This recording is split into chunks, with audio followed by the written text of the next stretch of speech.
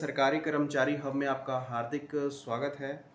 तो जैसे डर था वही यहाँ पर सामने चीज़ आई है जो केंद्रीय कर्मचारियों को लग रहा था। और केंद्रीय कर्मचारी कोई ऐसे नहीं है, वो काफ़ी टाइम से काम करते हैं और काफ़ियों ने तो 5वां, 6वां, चौथा वेतन आयोग देखा है। तो उन्होंने जो अंदाज़ा लगाया था वो सही हुआ। और एक इंटरव्यू भी हुआ है, इंटरव्यू में आपको दिखाऊंगा, उसमें पूरा यहाँ पर कंफर्म हो चुका है कि आपकी सैलरी में जितना बाकी वेतन आयोगों में बढ़ोतरी हुई थी उतना ही यहाँ पर होने वाली है। इंटरव्यू बहुत खास है, लास्ट में ज़रूर उसे सुनेगा। और एक कैलकुलेशन यहाँ पर सामने आया है, उस कैलकुलेशन को सामने रखेंगे आपको और उस इंटरव्यू को ज़रूर सुनेगा। ये वीडियो बहुत ज़्यादा खास होने वाली है क्योंकि जो आपने दिमाग में रखा था वही चीज़ यहाँ पर हुई है। वीडियो को लास्ट तक ज़रूर देखिएगा ताकि आपको वो चीज़ें समझ आ पाए। ठीक है, छोटी सी रिक्वेस्ट है, चैनल पे आप नए हैं ज़रूर सब्सक्राइब कर लें क्योंकि आप देख ही पा रहे हैं कुछ लोग सब्सक्राइब करते हैं लेकिन वीडियो देख के सब्सक्राइब नहीं करें। तो इस आप सिनेरियो को आप चेंज जरूर करिएगा। और मैं जो चीज़ें जो प्रूफ आपको मैं दिखाऊंगा वो आपको डिस्क्रिप्शन बॉक्स में दूंगा, वहाँ से भी आप उसे क्लिक कर सकते हैं। ठीक है, इंटरव्यू से पहले मैं आपको कुछ डाटा दिखाना चाहूँगा, उसके बाद मैं इंटरव्यू दिखाऊंगा, उसके बाद जो उन्होंने कहा है उसका कैलकुलेशन यहाँ पर आपको बोर्ड पे समझाने को मिलेगा। और आपके इन हैंड आपके 27 में सैलरी जो आप सोच रहे थे उतनी ही आने वाली है। ठीक है, तो चलिए आप अपनी स्क्रीन पे आप देख पा रहे होंगे, ये सभी वेतन आयोग का इतिहास है। जो यहाँ पर 5वां, 6वां, 7वां सब कुछ हुआ है, जितनी बढ़ोतरी हुई है, इसका अगर एवरेज आप निकालते हैं, सभी को एवरेज निकालते हैं तो एवरेज निकलता है यहाँ पर 27%। इतनी बढ़ोतरी अगर निकालते हैं तो अभी तक पूरे वेतन आयोग का एवरेज निकलता है 27। ठीक है, इसके हिसाब से अगर देखें जो इन्होंने इंटरव्यू में बात कही है वो कुछ यहाँ पर साबित होने वाली है। और चलिए पहले हमको इंटरव्यू सुनाता हूँ, उसके बाद आप मुझे बताइएगा, उसके बाद कैलकुलेशन भी आप जरूर देखिए। चलिए इंटरव्यू सुनते हैं। देखो तो ये जो है ना, बहुत जैसे कहना चाहिए ख्वाब अच्छे हैं जी, ख्वाब देने में कोई बुराई नहीं है, लेकिन ऐसा संभव नहीं है। आप ये देखिए कि पिछले पे कमीशन में जी कितना बढ़ा था, 14% जी, यानी 7,000 थी 18,000 हुई। और पिछली बार क्योंकि डीए जो था वो 125% था जी, लेकिन इस बार डीए अभी 60% है। और उसके बाद अगर आप ये कहते हैं 69,000 हो जाता है तो ये तो 100% से भी ज्यादा बढ़ जाएगा। ऐसे कैसे हो सकता है जी? मतलब आप 18,000 आज बेसिक है, इनिशियल की हम बात करेंगे जी, और उसके ऊपर 60% के हिसाब से लगभग 10,800 उसका डीए बनता है, तो 28,880 800 रुपए होता है। 28,800 और 69,000 यानी 40,000 रुपए। अब देख लीजिए कितना जंप लगता है, मांग करने में कोई वो नहीं है। तो इस कारण से इस बार ये जो फैक्टर की भी बात आ रही है, तो मुझे नहीं लगता कि भाई 1.89 1.90 से ज्यादा फैक्टर आएगा। तो जैसे आपने सुना, उन्होंने साफ साफ कह दिया है कि सरकार बोझ नहीं लेगी क्योंकि जो हमारे पास जो जैसे कि जो यूनियन हमें सपना दिखा रही है 3.83 का, उसका यहाँ पर कह सकते हैं कि एक पोल खुली है। सपना दिखाना आसान है, आप हेलीकॉप्टर मांग लेंगे लेकिन मिलेगी साइकिल ही, मिलेगी स्कूटर ही। ठीक है, तो उसके हिसाब से कैलकुलेशन भी हम करेंगे। चलिए हम कैलकुलेशन पहले करते हैं। पहले हम 6 CPC, अगर आपने 6 CPC को देख लिया आपको सारा डाटा समझ आ जाएगा। अब जो पुराना 6 CPC है, 6 CPC यहाँ पर देखिए, ध्यान से आप इसको वीडियो को देखिएगा। 6 CPC में बेसिक पे जो था वो था 7,000 रुपए। ठीक है, और उस टाइम डीए था, यही तो मेन खेल है। डीए जो था 125% चल रहा था, मतलब डीए आपके बेसिक से ज्यादा हो गया था। 8750 रुपए को बेसिक मिलता था। एचआरए उस टाइम जो है 10% मिलता था। ठीक है, इसका एचआरए 7% का लगाए तो 700 रुपए। ठीक है, ट्रांसपोर्ट अलाउंस आपको मिलता था 1350 रुपए। अगर हम इसको जोड़ते हैं सैलरी बनती है हमारी 17,800 रुपए। यह आपकी सैलरी 6 CPC में आप ले रहे थे।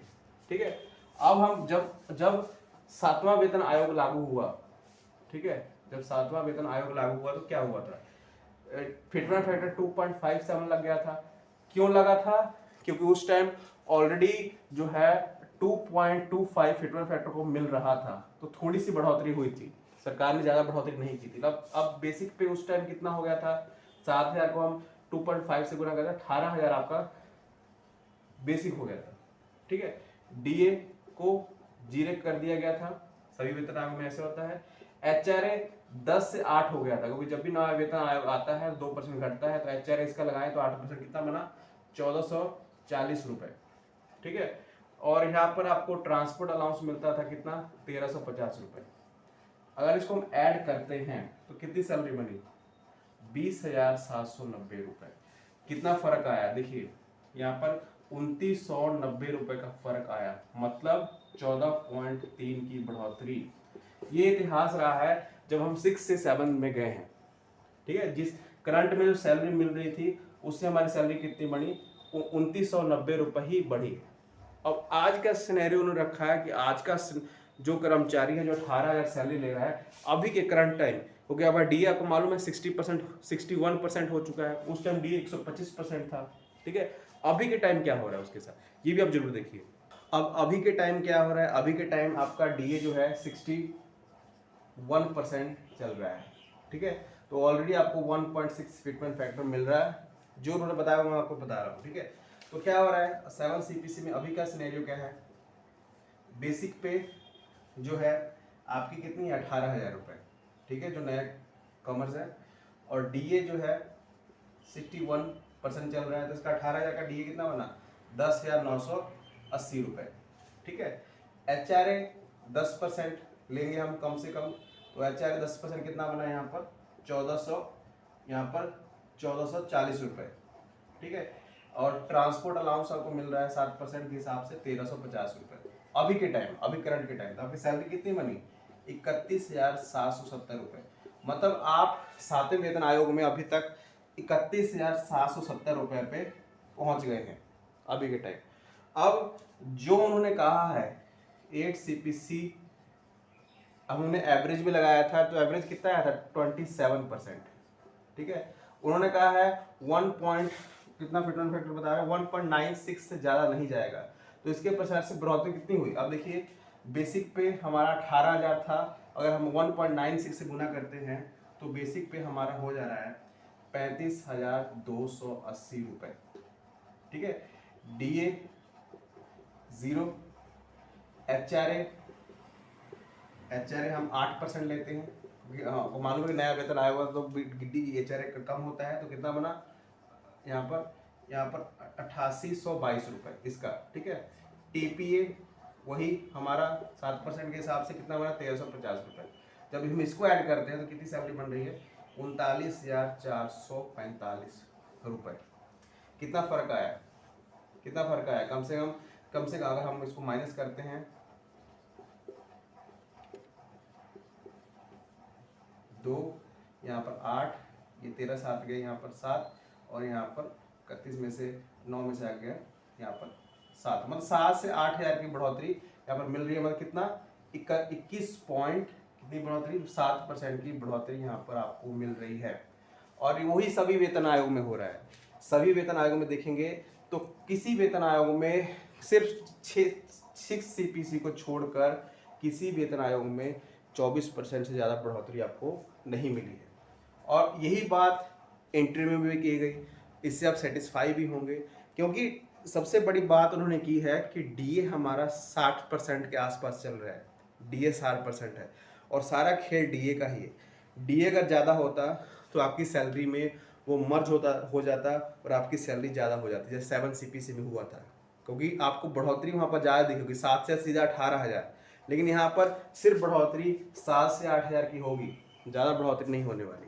तो उन्होंने साफ साफ यहाँ पर साबित किया, जो आपकी चीज़ें मन में चल रही थी वही उन्होंने कहा है कि सरकार, क्योंकि और भी सेक्टर हैं, बैंकिंग सेक्टर है, डिफेंस सेक्टर है, और भी अनऑथराइज सेक्टर हैं जिनको सैलरी देनी होगी। अगले साल सभी का जो सैलरी है वो ड्यू हो जाएगी, सभी को सैलरी देनी है बढ़ाकर, क्योंकि 10 साल हो चुका है सरकार ने, तो वहाँ पर भी खर्चा करेगी, केंद्रीय कर्मचारियों पर भी खर्चा करेगी। ये सेटिस्फाइंग नहीं लगता है। जो सरकार, जो यूनियन ने सपना दिखाया है वो हकीकत शायद ना हो, आपको भी ये लग रहा होगा। ठीक है, तो मैंने कैलकुलेशन सामने रखी, आपको मैंने इंटरव्यू दिखाया, सब कुछ सामने आपके रखा, जो भी आप सोचते हैं, जो भी आप विचार करते हैं, आप कमेंट सेक्शन में हमें ज़रूर बताइएगा और इस वीडियो को तमाम केंद्रीय कर्मचारियों तक जरूर शेयर करिएगा। ऐसी वीडियोज़ आपको मिलती रहेंगी। धन्यवाद।